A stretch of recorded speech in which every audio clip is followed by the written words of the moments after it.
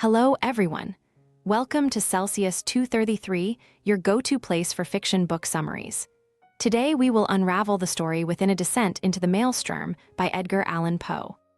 A Descent into the Maelström is a short story by Edgar Allan Poe, first published in 1841. This harrowing tale of survival and natural terror exemplifies Poe's fascination with the sublime and the mysterious forces of nature. Set against the desolate backdrop of the Norwegian coast, it chronicles a fisherman's terrifying experience with the infamous whirlpool known as the Maelström. The story reflects Poe's mastery in blending psychological tension with the overwhelming power of nature, making it a prime example of Romantic and Gothic literature. Plot summary. On the rugged coast of Norway, an aged fisherman leads a traveler to the top of a towering crag, overlooking the stormy waters of the Lofoten Islands. The air is tense, filled with the howling wind and the echo of crashing waves below. The fisherman, though seemingly frail and broken, begins to tell the traveler a tale that forever altered his life, a story of terror, survival, and the relentless power of the sea. Years ago, the fisherman and his two brothers set out on a fishing expedition near the island of Moscow, venturing close to a notorious whirlpool known as the Maelström. It was a day unlike any other, with a calm and steady breeze, and their boat quickly filled with a bounty of fish. Satisfied with their catch, they began the journey home, timing their return to pass through the treacherous waters during the slack tide, when the whirlpool's power would temporarily wane. As they sailed across the sea, an eerie change swept over the weather. The once gentle breeze shifted suddenly, coming from the direction of Helseggen, a dark and brooding mountain. Without warning, the skies darkened, and a strange, copper-colored cloud appeared on the horizon. A violent storm was upon them. The wind roared with unnatural force, and within moments, their boat was tossed about by furious waves. The mast snapped like twigs, and one of the fisherman's brothers, lashed to the mainmast, was swept away into the sea.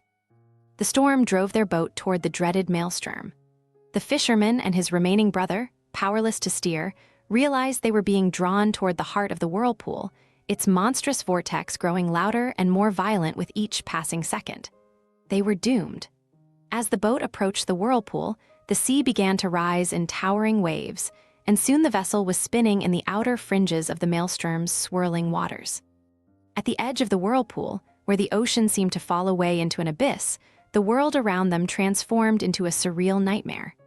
The sky parted in a circle above, revealing a full moon shining down with cold brilliance. Its light illuminated the terrifying spectacle below, a vast, black funnel of water, spinning with a terrible and unstoppable force. The fisherman's brother, overcome by madness and fear, tried to wrest control of the boat. But the old man, realizing the futility of resistance, clung to a barrel, his mind racing with desperate thoughts. As they plunged into the vortex, the fisherman's terror gave way to a strange calm. A sense of awe overwhelmed him as he witnessed the raw, sublime power of nature. Amid the chaos, he noticed the behavior of objects caught in the whirlpool. Some, like fragments of ships and barrels, descended more slowly than others. He observed that cylindrical objects seemed to resist the pull of the Maelström better than other shapes. This realization ignited a faint glimmer of hope. Determined to survive, he lashed himself to one of the barrels and prepared to throw himself into the sea. His brother, now beyond reason, refused to abandon the boat and clung desperately to the ringbolt for support. In a moment of agonizing sorrow, the fisherman left his brother behind, knowing there was no saving him from the inevitable. He leaped into the dark, churning water, clinging to the barrel as the whirlpool continued its violent rotations. Time lost meaning as he spun round and round, carried deeper into the funnel. He braced himself for death, but instead, he found that the barrel slowed his descent, keeping him afloat in the Maelström's deadly grip.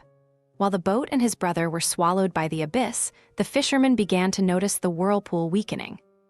Slowly, the ferocious pull of the Maelström eased, and the waters began to calm. The monstrous vortex that had once threatened to drag him to the ocean's depths diminished, and the sea, though still turbulent from the aftermath of the storm, released him from its grasp. As the waves subsided, the fisherman floated on the surface, exhausted but alive. The moon, now low on the horizon, cast a soft glow over the quieting waters. Hours later, he was found by a fishing boat, His hair turned white from the terror he had endured. His companions scarcely recognized him, so profound was the transformation wrought by his ordeal. Though they listened to his story, they could not comprehend the full horror of what he had witnessed. His survival seemed as miraculous as the Maelström itself, a testament to the small but potent power of human ingenuity and observation in the face of nature's overwhelming might. The old fisherman, now a shadow of his former self, concludes his tale as the traveler listens in silence. The landscape before them, cold, desolate, and indifferent, mirrors the haunting memory of the great whirlpool that had once claimed so much and spared so little. And though the fisherman's words echo with the weight of truth, the traveler can hardly believe that a man could emerge from the Maelström alive, changed forever by his descent into its depths. That's it for now. If you enjoyed this, check out other books by Edgar Allan Poe. You'll find them in the description or just search for them on Celsius 233. Remember, while our summaries capture the essence, they can never replace the full experience of reading the book. If this summary intrigued you, consider diving into the complete story, buy the book, and immerse yourself in Edgar Allan Poe's original work. Bye-bye, take care, have fun.